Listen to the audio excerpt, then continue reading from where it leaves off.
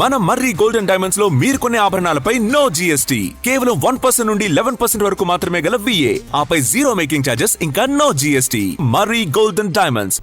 రాష్ట్ర ఆవిర్భావ వేడుకల్లో ప్రారంభించనున్న పలు అంశాలపై మంత్రివర్గం ఇవాళ నిర్ణయం తీసుకోనుంది. ఇందిరమ్మ కుటుంబ జీవిత బీమా విధి విధానాలు ఖరారు కానుండగా రెండో విడత ఇందిరమ్మ ఇళ్ల కేటాయింపునకు కేబినెట్ గ్రీన్ సిగ్నల్ ఇవ్వనుంది.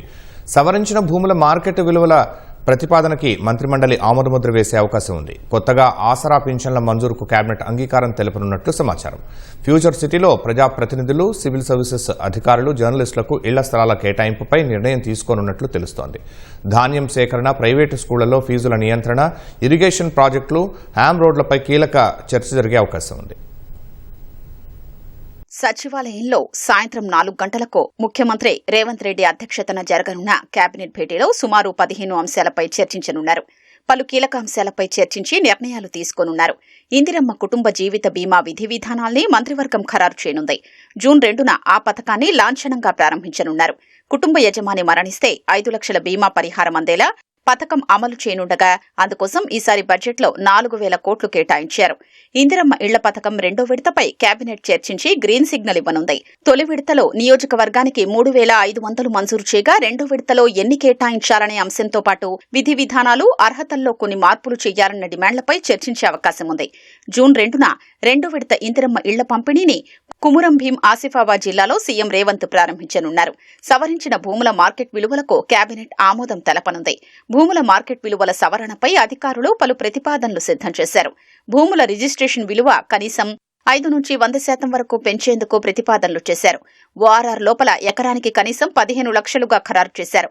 మంత్రివర్గం తుది ఆమోదం పొంది ఈ నెల 28 నుంచి సవరించిన భూముల విలువల్ని అమల్లోకి తీసుకురావాలని ప్రభుత్వం భావిస్తోంది.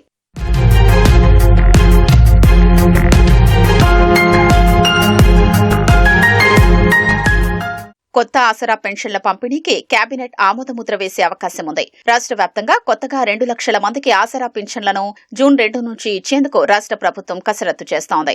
రాష్ట్రంలో వృద్ధాప్య, వితంతు, దివ్యాంగులు, డయాలసిస్, ఒంటరి మహిళ తదితర కేటగిరీల్లో ఇప్పటికే 42 లక్షల మంది పింఛను పొందుతుండగా మరో 10 లక్షల మంది దరఖాస్తు చేసి వేచి చూస్తున్నారు. ప్రజా ప్రతినిధులు, సివిల్ సర్వీసెస్ అధికారులు, జర్నలిస్టులకు ఇళ్ల స్థలాల కేటాయింపుపై కేబినెట్ నిర్ణయం తీసుకోనుంది. ఫ్యూచర్ సిటీలో 500 ఎకరాలు కేటాయించాలని ఇటీవల అధికారుల్ని సీఎం రేవంత్ రెడ్డి ఆదేశించారు. పూర్తిస్థాయి విధి విధానాలపై నేడు స్పష్టత వచ్చే అవకాశం ఉంది. ప్రైవేట్ స్కూళ్లలో ఫీజుల నియంత్రణకు సంబంధించి కేబినెట్ సబ్ కమిటీ సిఫార్సులపై మంత్రివర్గం చర్చించనున్నట్లు తెలుస్తోంది.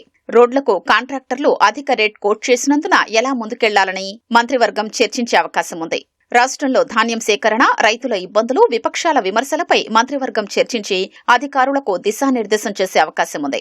కాళేశ్వరం ప్రాజెక్టులోని బ్యారేజీల మరమ్మతులు, తుమ్మిడిహెట్టి వద్ద బ్యారేజీ నిర్మాణం, దేవాదుల, పాలమూరు, రంగారెడ్డి వంటి ఇరిగేషన్ ప్రాజెక్టులు, ఉద్యోగులకు నగదు రహిత చికిత్స పథకం, పలు కంపెనీలకు భూముల కేటాయింపుపై చర్చకొచ్చే అవకాశం ఉంది.